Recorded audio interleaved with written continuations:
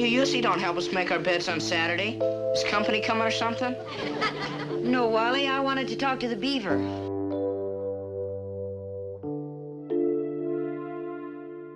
It was the perfect picture of American life. A tidy suburban home, a smiling mother in pearls, and two well-behaved boys who never seemed to step too far out of line. Leave It to Beaver wasn't just a sitcom. It was the moral blueprint for the 1950s family. But behind the curtain of polite manners and perfect lawns, the show was quietly breaking television taboos and challenging censors. What seemed innocent was, in fact, more daring than most fans ever realized. Today, we're uncovering the hidden stories, strange decisions, and controversies buried beneath America's most wholesome show. The episode nearly banned for indecency. When Leave It to Beaver premiered in 1957, America was a nation obsessed with purity and propriety. Every image that appeared on television had to pass the scrutiny of conservative censors. So, when early episodes showed June Cleaver, played by Barbara Billingsley, wearing her nightgown and robe in the privacy of her own home, critics lost their minds. To modern audiences, it seems harmless, but at the time, the idea of a woman being seen in pajamas on national television was borderline scandalous. Network executives received complaints accusing the show of promoting indecency. Some local stations even considered pulling the episode entirely. Ironically, June Cleaver was one of the most modest characters on television, but to 1950s sensibilities, even the suggestion of domestic intimacy was considered inappropriate. The controversy nearly derailed the show before it ever took off. But instead of bowing to outrage, the producers held their ground, arguing that families deserved to be shown as they really lived. It was a small victory for realism, and it quietly opened the door for a more authentic portrayal of American households on screen. What looked like innocence was actually quiet rebellion hidden beneath the laughter. The lost episode that shocked television. In 1957, Leave It to Beaver made television history for a reason few would expect. The second episode ever filmed, titled Captain Jack, nearly never made it to air. The reason? It showed something that had never appeared on American television before: a toilet. At the time, network censors enforced strict moral codes on what could be shown in homes across the country. Bathrooms were considered far too private for public broadcast. When producers submitted the episode to CBS, executives were horrified. They demanded the entire scene be cut, but the creators, Joe Connolly and Bob Mosher, fought back. The scene was harmless. Young Beaver wanted to raise a pet alligator, and the toilet tank simply appeared as part of a gag about hiding the creature. After long negotiations, a compromise was made. Only the top of the toilet tank would be shown, not the bowl. It may seem trivial today, but in 1957, that moment quietly broke a taboo. Leave It to Beaver became the first American show to feature a toilet on screen. The controversy exposed the strange moral walls of the era and proved that even the cleanest sitcoms sometimes had to flush away the rules to make history. Barbara Billingsley's hidden secret behind the pearls. Every time June Cleaver appeared on screen, she seemed effortlessly perfect, graceful, polished, and always wearing her trademark string of pearls. Viewers assumed it was a symbol of elegance, the final touch to her image as the ideal 1950s housewife. But behind that piece of jewelry was a hidden secret only Barbara Billingsley knew. Billingsley wore the pearls not as a fashion statement, but as a clever disguise. She had a small indentation at the base of her neck that she disliked on camera. Under harsh studio lights, it appeared more pronounced, so she began wearing pearls to subtly conceal it. The look became so iconic that even she was surprised by how strongly audiences associated it with June Cleaver's identity. Decades later, Billingsley revealed the truth in interviews, laughing at how such a personal decision became a cultural trademark. What began as a self-conscious choice became one of television's most enduring images of maternal grace. Behind every episode, her pearls glimmered under the lights, symbolizing not only the perfection America wanted to see, but also the quiet insecurities hidden beneath that perfect surface. June Cleaver's pearls were more than costume jewelry. They were television's most elegant cover-up. The strange origin of Beaver Cleaver's name. For decades, fans have wondered why Theodore Cleaver was called Beaver. It sounded innocent enough for a child, but oddly specific for a boy's nickname. The truth, though humorous, reveals how accidents can become pop culture legends. According to creators Joe Connolly and Bob Mosher, the name came from a real-life mispronunciation. They recalled a friend who struggled to pronounce Theodore as Theodore, which came out sounding like Beaver. The nickname amused them so much that they used it for their main character, never expecting it to become iconic. Jerry Mathers, who played Beaver, later said he didn't even like the nickname at first. But as the show grew popular, the Beaver became a symbol of American innocence. Ironically, many adult viewers snickered at the double meaning the writers hadn't intended.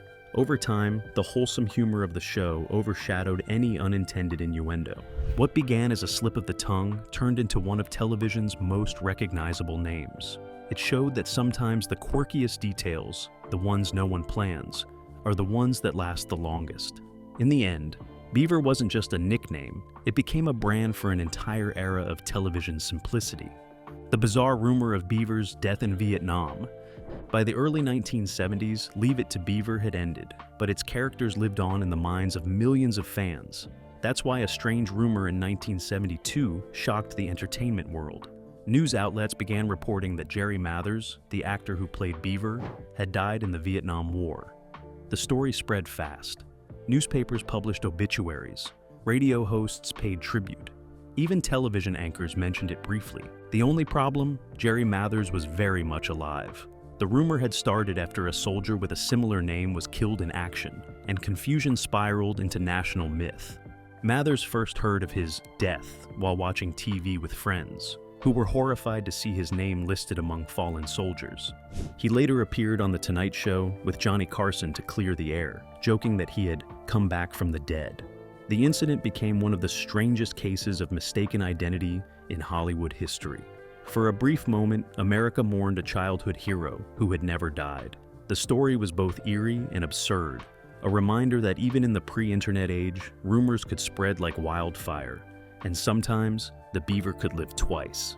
Tony Dow's hidden battle behind the smile. To millions of viewers, Tony Dow's Wally Cleaver represented the perfect older brother, confident, kind, and endlessly patient. On screen, he was the picture of balance and reliability, the moral compass of the Cleaver family. But off-camera, Dow's reality was far more painful. As the series ended and fame faded, he faced a lifelong struggle with depression that he kept hidden from the public for years. Dow began acting at a young age and never intended to make it his career. When the show ended, he found it difficult to escape Wally's shadow. Casting directors still saw him as the all-American boy, not a serious actor. The frustration built quietly, turning into self-doubt and despair. In the 1980s, Dow finally spoke openly about his depression, becoming one of the first child stars to publicly address mental health. He used his experience to help others, speaking at conventions and support groups. His honesty broke the silence surrounding celebrity mental illness long before it became a public conversation. Tony Dow's story revealed that behind every smiling face from the golden age of television, there could be untold struggles. His courage to speak out made him more heroic than Wally Cleaver ever was. The Cleaver house that wasn't real. The Cleaver family's home was the symbol of American perfection. Its white picket fence, tidy lawn, and welcoming porch became the dream of every suburban viewer. But here's the truth most fans never realized. The Cleaver house was never a real home at all. It was a facade built on the Universal Studios backlot, and the rooms behind the front door were nothing more than empty space and plywood. The first version of the house appeared during the show's early seasons at Republic Studios. Later, when production moved to Universal, the crew reconstructed the same design from scratch. The house was carefully angled to look real on camera, with painted windows and artificial light mimicking morning sunshine. After Leave It to Beaver ended, the same facade was recycled countless times. It appeared in Marcus Welby, Maryland, Desperate Housewives, and even The Munsters. Visitors who tour the Universal lot today can still see its ghostly remains, repainted and repurposed for modern shows. For audiences, it represented the American dream. For Hollywood, it was just another set. The illusion was so perfect that it fooled millions for decades, proving that television's most real families often lived in the most artificial of homes. Poorer than the Cleavers. To viewers, the Cleavers seemed comfortably middle class. Ward had a good job, June stayed home, and their two sons never lacked toys or adventure. But Off-screen, the actors who brought this perfect family to life weren't living the same dream. Jerry Mathers, who played Beaver, once revealed that his salary was barely enough to buy the same toys his character owned on television. In the 1950s, child actors were rarely protected by strict labor laws or fair pay regulations. While the show's success made producers wealthy, the young stars received modest weekly checks that didn't reflect the show's popularity. Tony Dow's family had to manage his career carefully to make ends meet, and Barbara Billingsley often said that most of the money she earned went into supporting her family, not building wealth. Unlike today's child stars, there were no merchandise deals or residual payments from reruns. When Leave It to Beaver aired again in syndication, the cast saw little to none of the profits. For the actors, fame brought recognition, but not financial stability. Behind the Cleavers' sparkling kitchen and polished smiles were performers quietly struggling to make the illusion of prosperity look effortless on screen. Ward Cleaver's perfect dad image and hidden struggles. Ward Cleaver, played by Hugh Beaumont, became the television standard for fatherhood, patient, moral, and endlessly wise. He represented the model every 1950s dad was supposed to emulate. But the man behind the role carried burdens few fans knew about.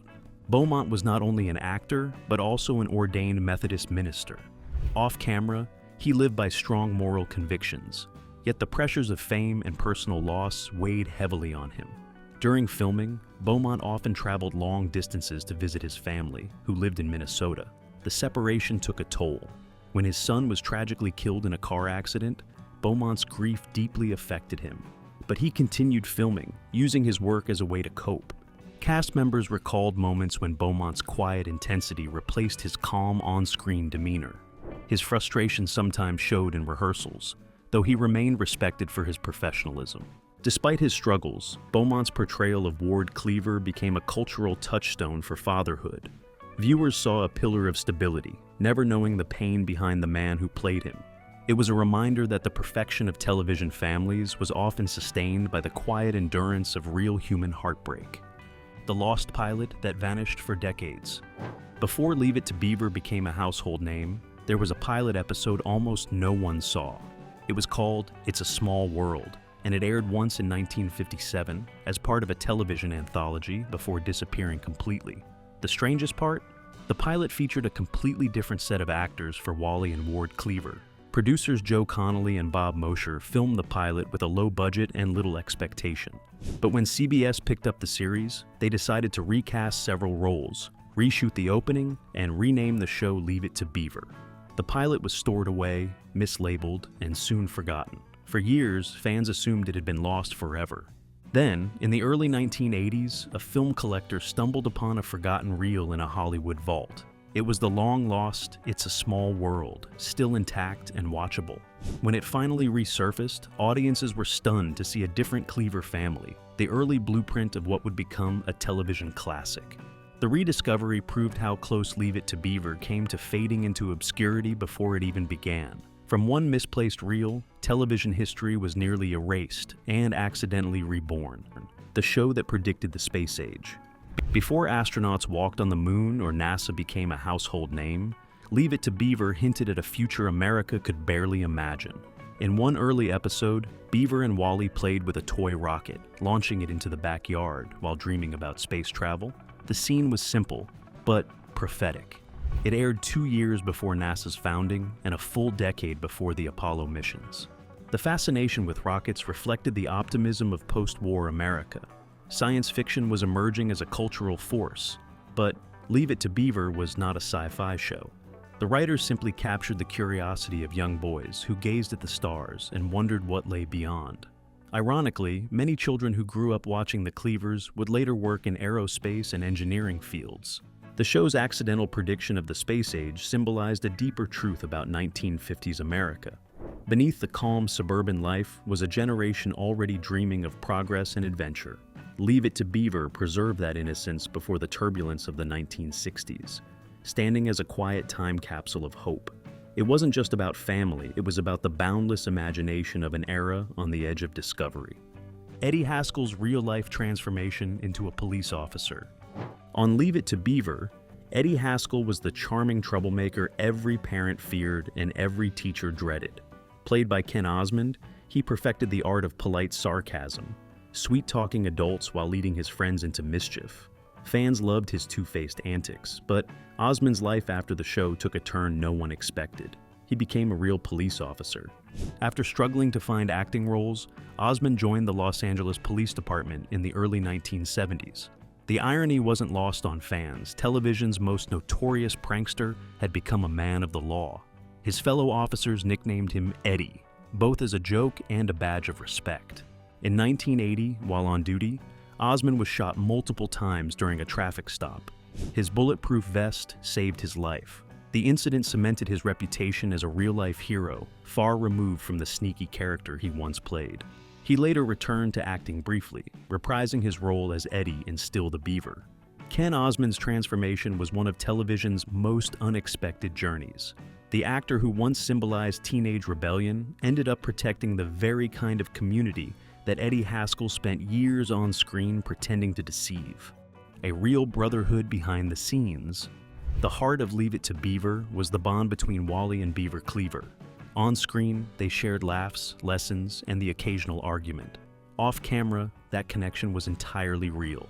Jerry Mathers and Tony Dow formed a genuine friendship that lasted decades, long after the final episode aired. Both young actors grew up together on set, attending school between takes and relying on each other for support through the pressures of fame. They became like real brothers, sharing secrets, teasing each other, and celebrating milestones together. Crew members often remarked that their chemistry required almost no direction.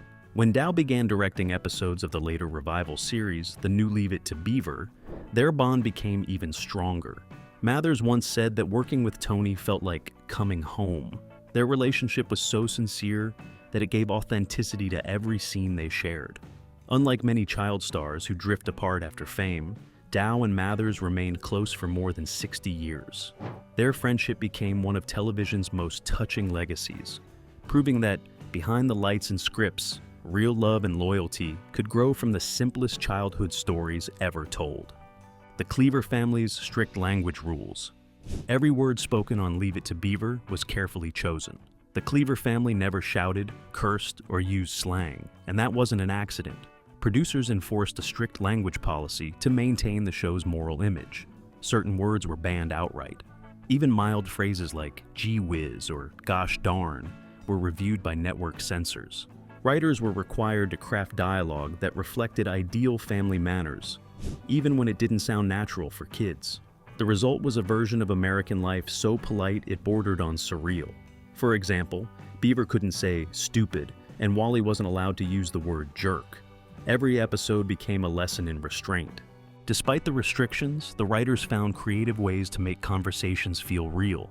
They invented harmless slang that kids across America began repeating. Words like swell and golly became part of popular culture, defining the tone of the decade. The strict language code revealed how much pressure there was to project moral perfection. Behind every cheerful line, there was an invisible rule book shaping the Cleavers' behavior. It wasn't just about dialogue. It was about preserving the illusion that good manners alone could keep a family pure. Filmed in black and white by choice. When color television became available in the late 1950s, most shows rushed to adopt it. But Leave It to Beaver remained in black and white for its entire original run. The decision wasn't about budget. It was deliberate.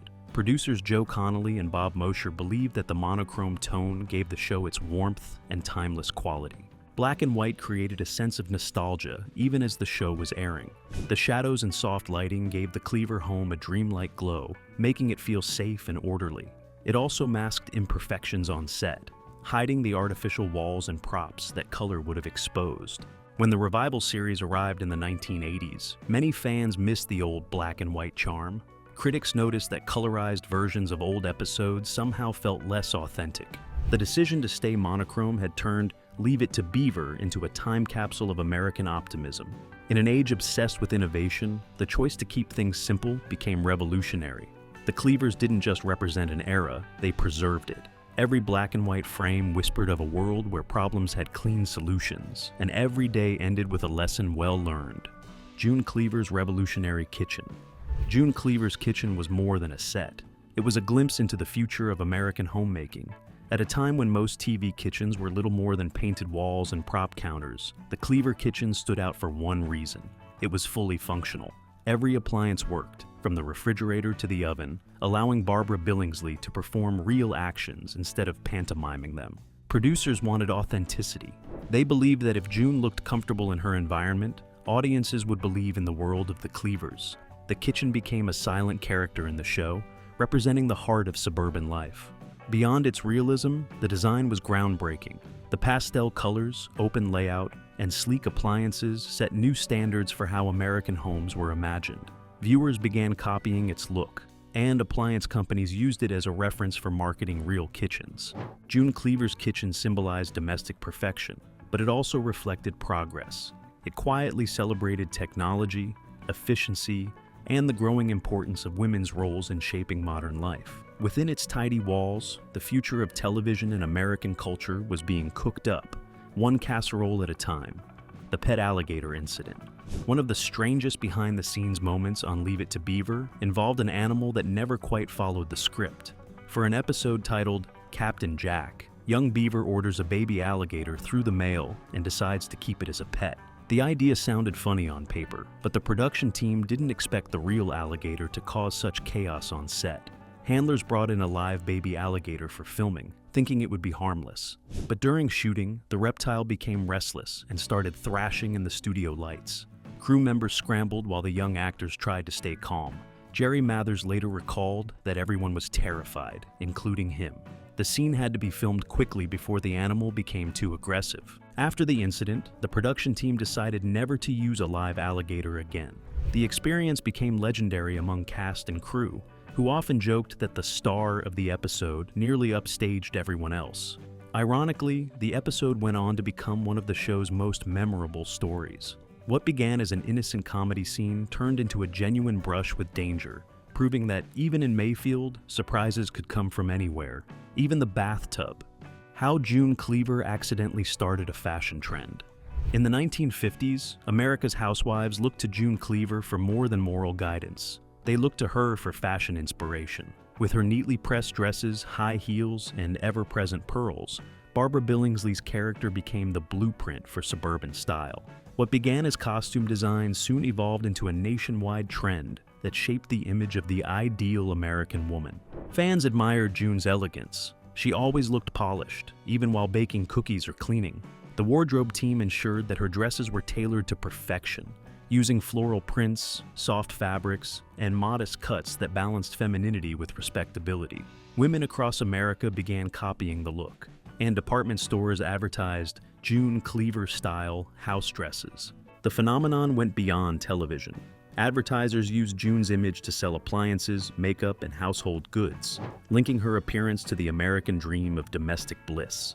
Even decades later, the term June Cleaver remains cultural shorthand for a picture-perfect homemaker. Behind the charm, though, the look symbolized both empowerment and constraint. It celebrated grace under pressure, but it also reflected society's expectations of women in that era. June Cleaver didn't just wear pearls, she defined a generation's vision of perfection, one outfit at a time. The fans who broke into the Cleaver house.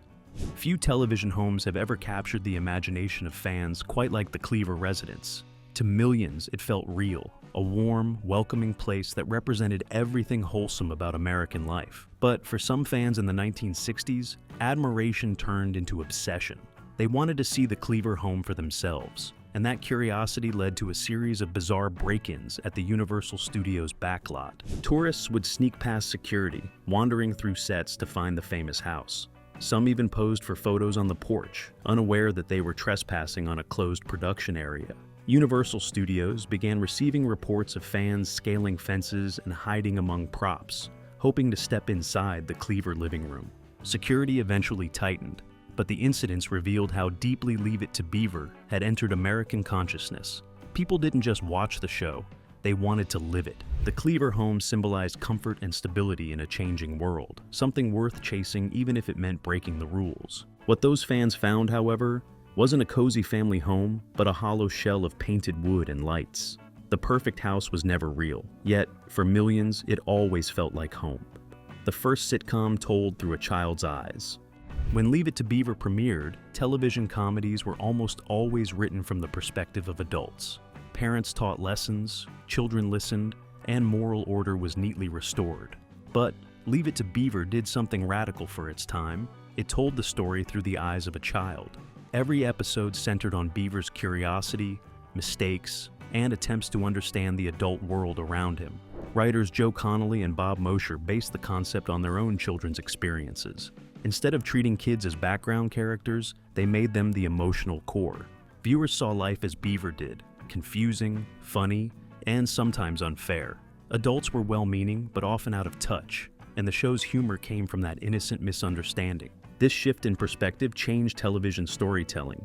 It made children feel seen and validated, something rare in the 1950s. The show's gentle humor and moral lessons resonated across generations. By focusing on Beaver's point of view, Leave It to Beaver captured the universal experience of growing up. It wasn't just about family life. It was about learning how to navigate a complicated world with curiosity and heart, a perspective that forever altered the DNA of American sitcoms, the legacy that never ended.